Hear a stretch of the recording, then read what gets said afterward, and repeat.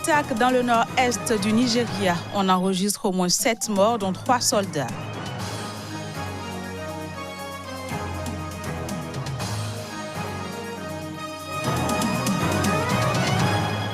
Condamnation à la peine capitale pour un Égyptien. Il est accusé d'avoir commis un attentat en 2017.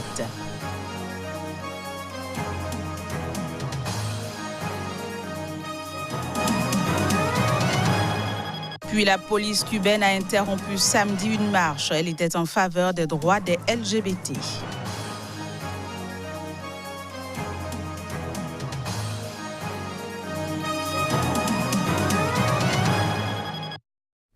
Ravi de vous retrouver pour cette nouvelle page de l'information. Bienvenue à toutes et à tous.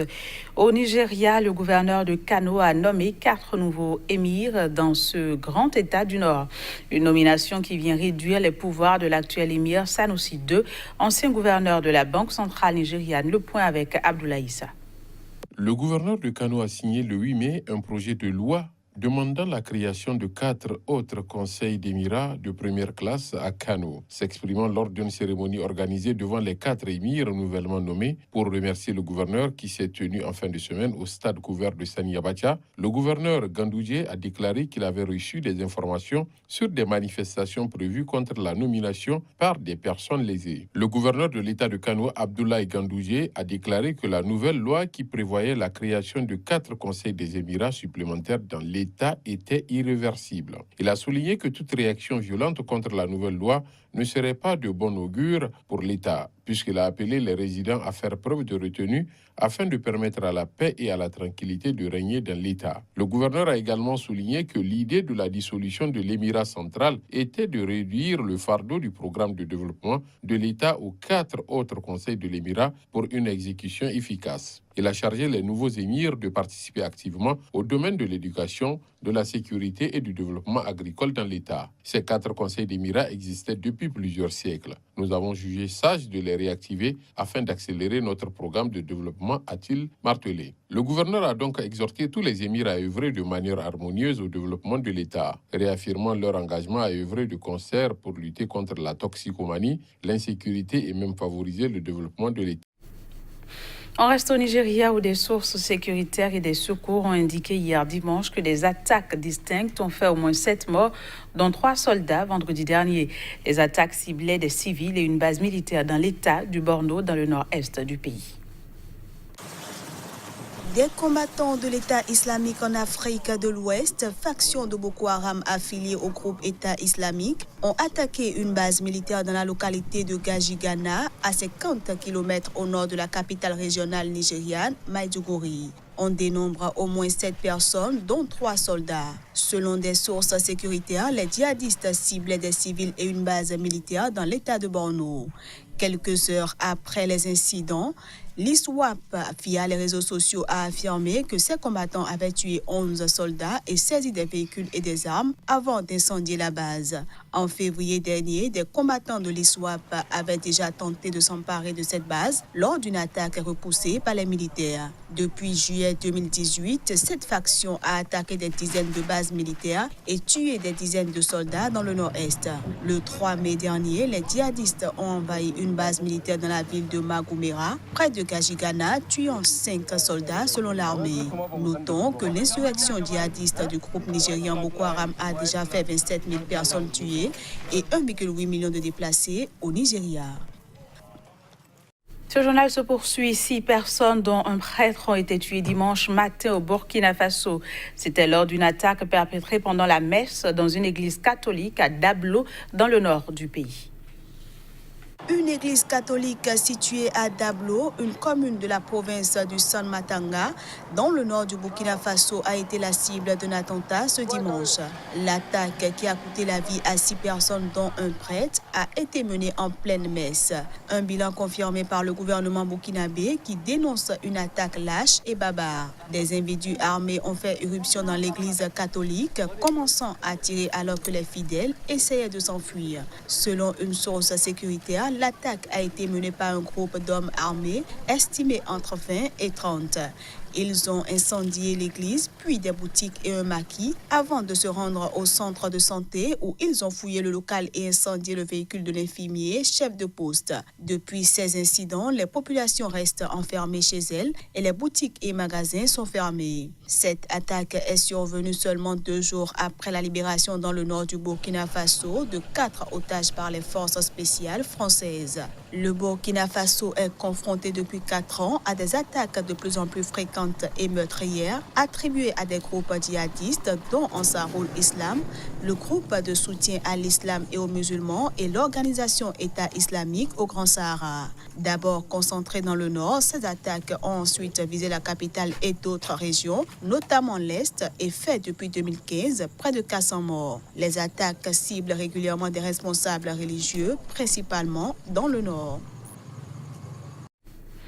Un Égyptien a été condamné à mort par pendaison ce dimanche pour un attentat perpétré en 2017 et revendiqué par le groupe État islamique.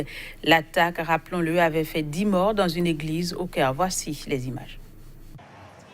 La justice égyptienne a condamné un homme à mort par pendaison ce dimanche. Il a été reconnu coupable pour avoir mené un attentat en 2017 visant la minorité chrétienne copte et revendiqué par le groupe État islamique qui avait fait 10 morts, dont 9 coptes et un policier dans une église au Caire. L'homme a été condamné pour possession d'armes et formation d'un groupe terroriste lié à l'EI. Armé de fusils d'assaut, de munitions et d'une bombe qu'il avait l'intention de faire exploser dans l'église Semina à Elouane, dans le sud du Caire, l'homme avait ouvert le feu près du lieu de culte.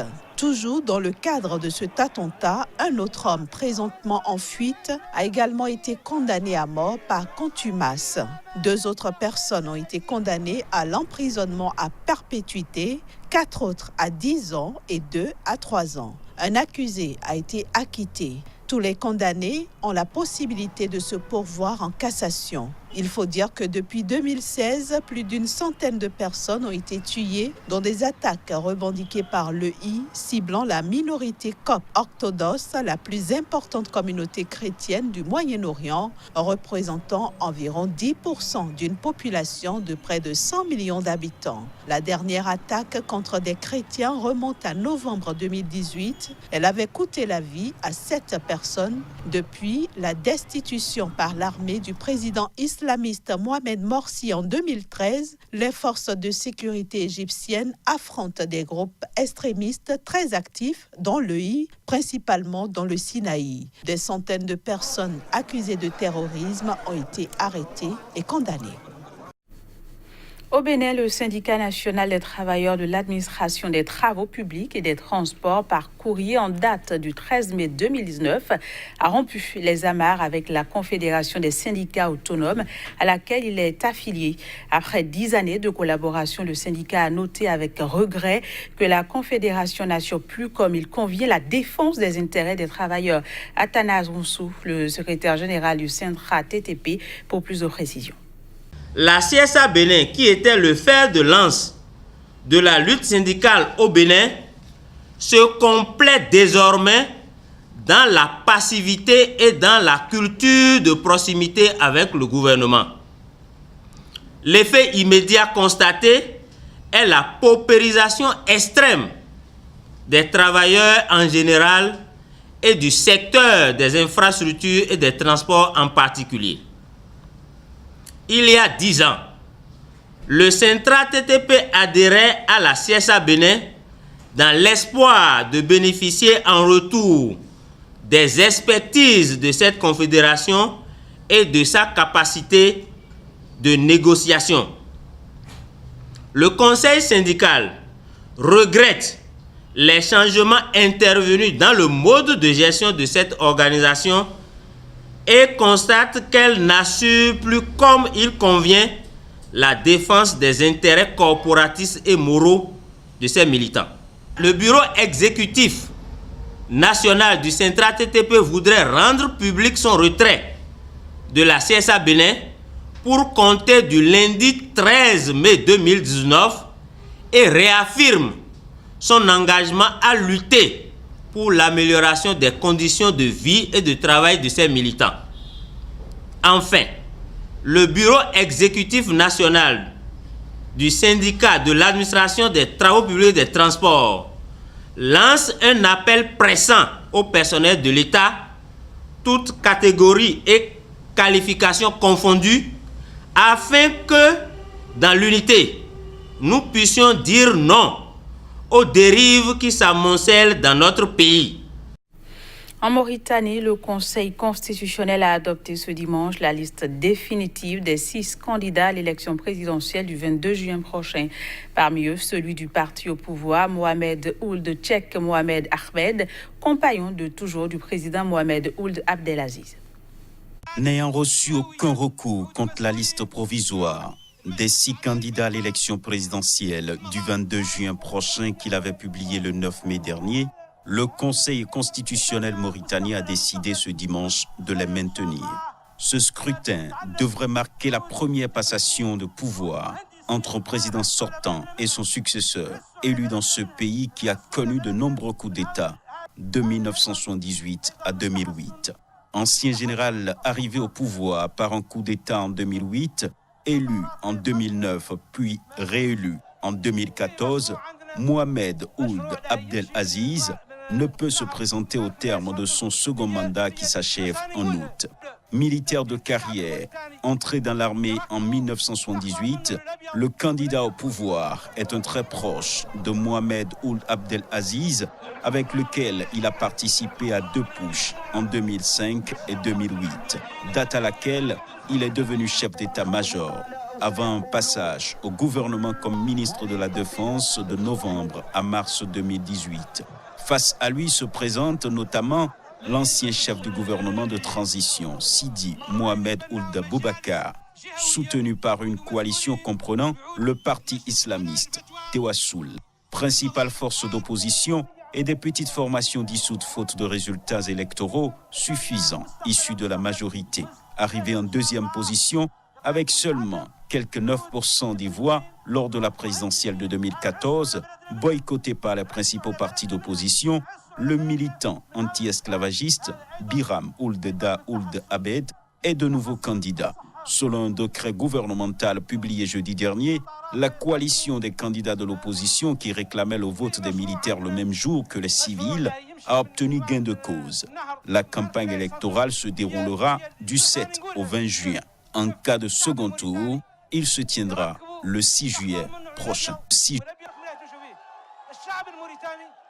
Puis la police cubaine a interrompu samedi une marche pour les droits des LGBT. Celle-ci était organisée comme alternative sans autorisation au traditionnel défilé annuel de la Gay Pride annulé en début de la semaine précédente par les autorités.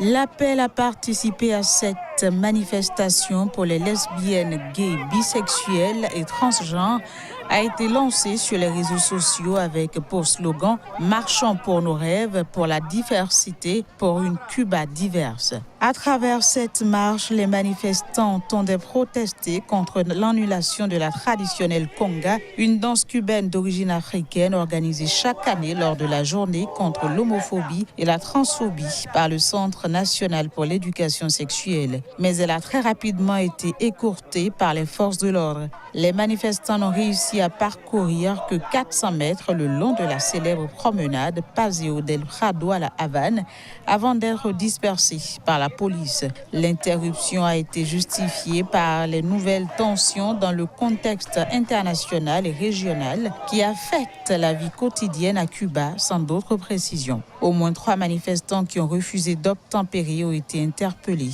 En dépit de l'absence de défilé officiel, les journées contre l'homophobie se tiennent du 7 au 23 mai avec une trentaine d'activités prévues dans la capitale cubaine et la ville de Camagüey. Le projet de la nouvelle constitution cubaine prévoyait l'autorisation du mariage homosexuel, mesure qui a été abandonnée avant son entrée en vigueur en mars dernier.